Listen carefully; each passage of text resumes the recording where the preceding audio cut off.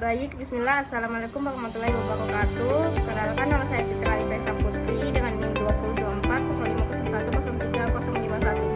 Nah, di sini saya akan mereview materi akuntansi biaya.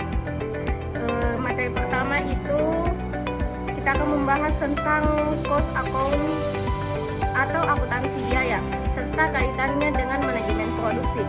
Nah, akuntansi biaya merupakan proses yang dilakukan perusahaan untuk mencatat dan mengelompokkan seluruh biaya yang muncul selama proses produksi berlangsung.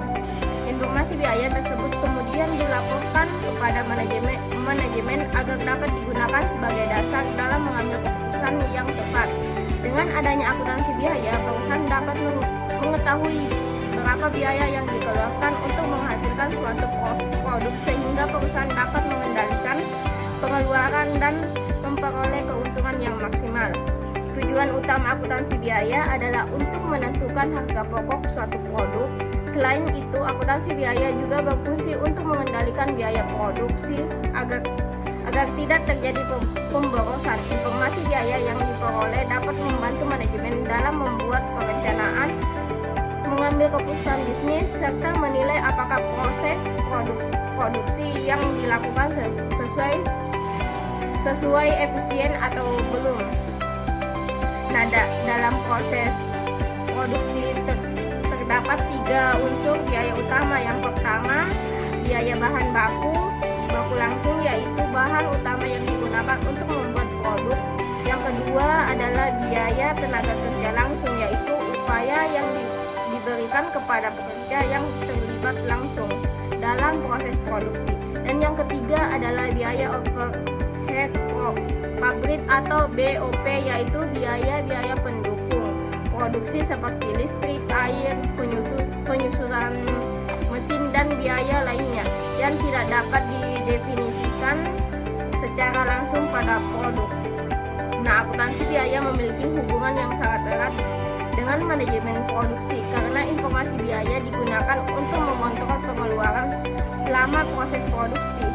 Selain itu, informasi tersebut juga membantu perusahaan dalam menggunakan sumber daya secara lebih efisien dan menentukan target produksi yang sesuai dengan kemampuan perusahaan.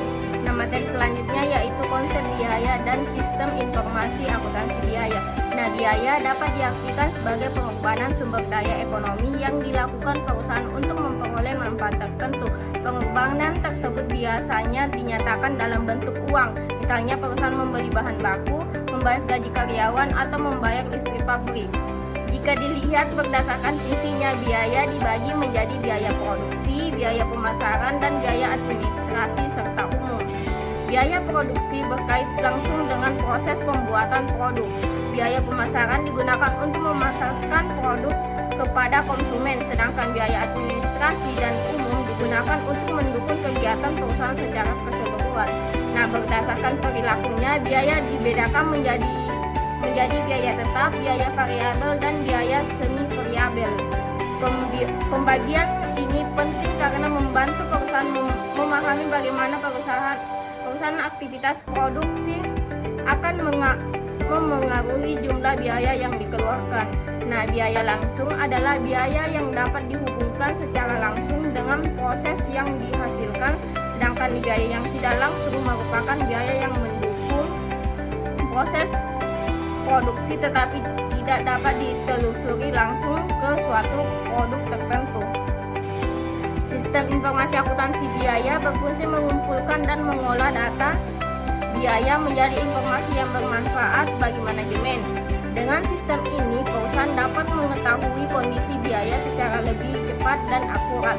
Manfaat utama dari sistem akuntansi biaya adalah membantu mengendalikan biaya, menentukan harga jual yang sesuai, serta menilai kinerja perusahaan dalam menjalankan kegiatan operasional. Yang ketiga yaitu cost behavior analysis atau analisis perilaku biaya. Merupakan analisis yang digunakan untuk memahami bagaimana biaya berubah ketika tingkat aktivitas atau volume produksi mengalami perubahan. Nah, analisis ini sangat penting karena dapat membantu manajemen dalam membuat perencanaan, menyusun anggaran, dan memperkirakan keuntungan perusahaan. Dengan memahami perilaku biaya, perusahaan dapat mengetahui biaya mana yang akan berubah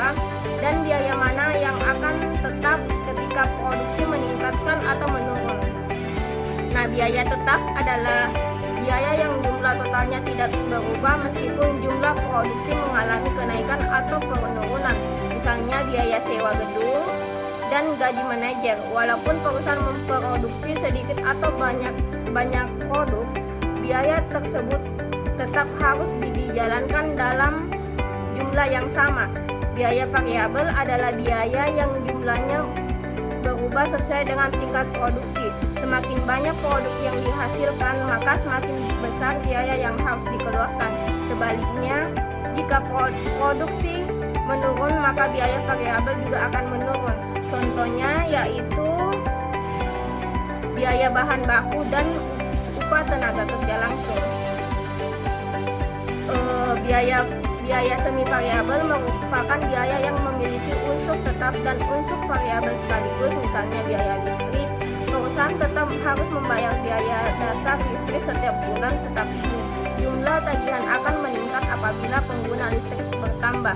Nah, dengan memahami perilaku biaya, perusahaan dapat membuat perencanaan laba yang lebih akurat, menyusun anggaran dengan baik, serta mengambil keputusan yang tepat terkait kegiatan operasional perusahaan. Selanjutnya yaitu cost system atau sistem biaya, yaitu metode yang digunakan perusahaan untuk menghitung biaya yang dikeluarkan dalam menghasilkan suatu produk. Sistem ini membantu perusahaan mengetahui berapa jumlah biaya yang sebenarnya dikeluarkan untuk produksi barang atau jasa.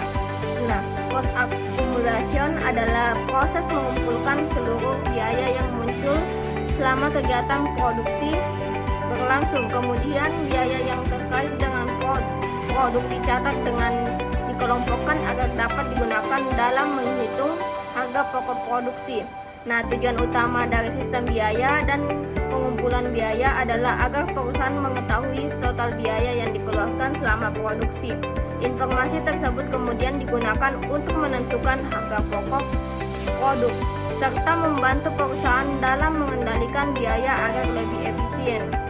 Dalam cost accumulation terdapat 3 komponen biaya utama yang dikumpulkan, yaitu biaya bahan baku, biaya tenaga kerja langsung, dan biaya overhead pabrik. Ketiga komponen tersebut merupakan dasar dalam perhitungan biaya produksi. Secara umum berdasarkan 2 jenis sistem biaya yaitu sering digunakan perusahaan, yaitu job order costing yang digunakan untuk produksi berdasarkan pesanan dan proses costing yang digunakan untuk produksi massal. Selanjutnya yaitu job order costing adalah metode perhitungan biaya yang digunakan ketika perusahaan memproduksi barang berdasarkan pesanan pelanggan.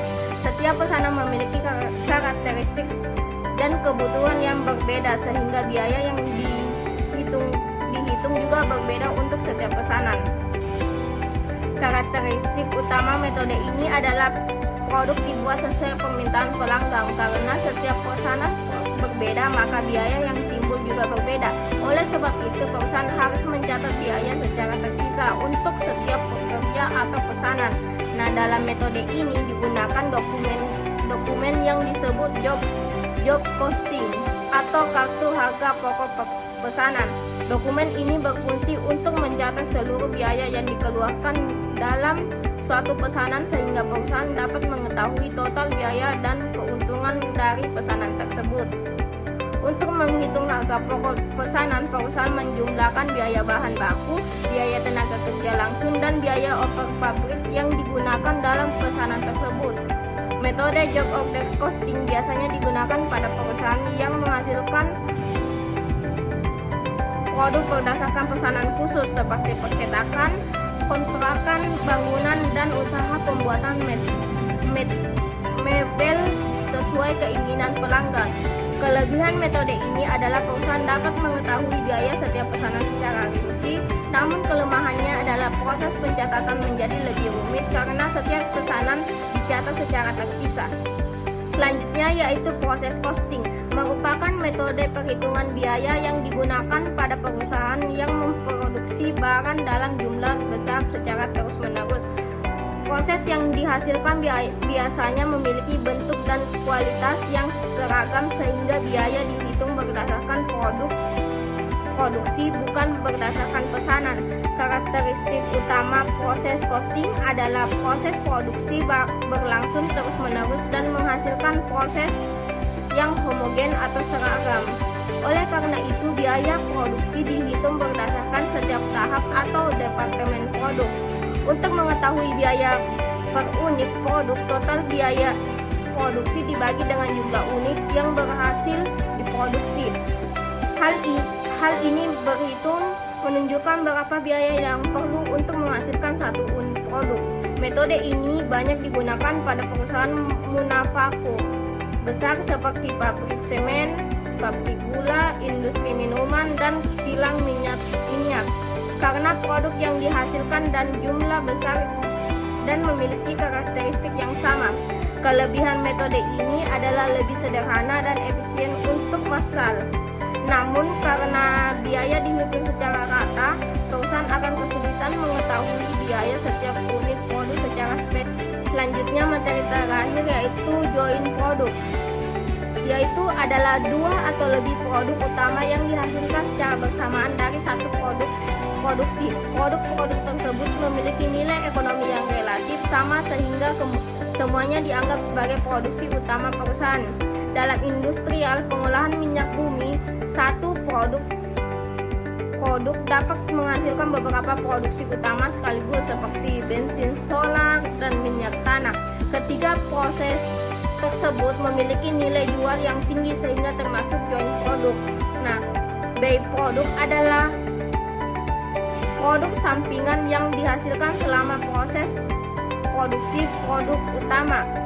Produk ini memiliki nilai ekonomi yang lebih rendah dibandingkan produk utama, tetapi tetap dapat memberikan tambahan pendapat bagi perusahaan. Pada industri penggiling padi, beras merupakan produk utama yang menjadi tujuan utama produksi, sedangkan dedak merupakan proses sampingan yang tetap memiliki nilai jual meskipun nilainya lebih rendah dibandingkan beras. Nah, joint costing adalah biaya bersama yang dikeluarkan sebelum produk-produk tersebut dipisahkan. Biaya ini harus